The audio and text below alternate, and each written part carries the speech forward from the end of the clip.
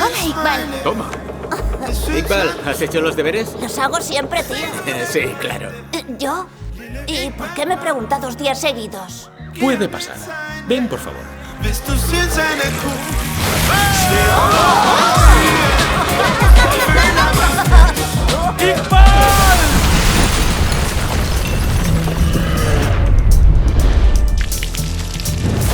El parking más grande de Europa debería estar en Copenhague.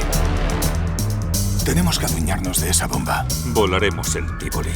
¡Pum! Fuera de combate. Los famosos hermanos Farouk. El explosivo que habéis inventado es muy interesante.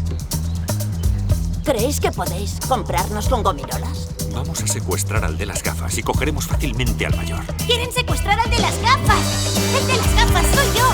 ¡Corre! ¡Rápido! ¡Venga, daos prisa!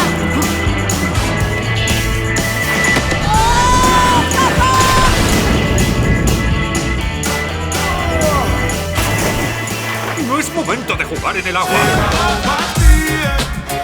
¿Tú eres Iqbal? ¿Cómo has crecido? Sí, tú también. Oh, chico, muy malo, ya te enderezaré yo.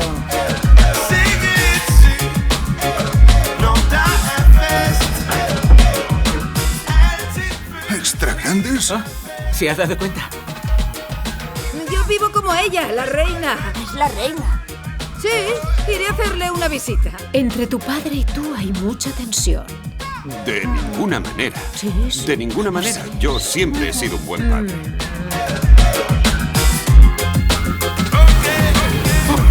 ¡Tu sombrero está viendo!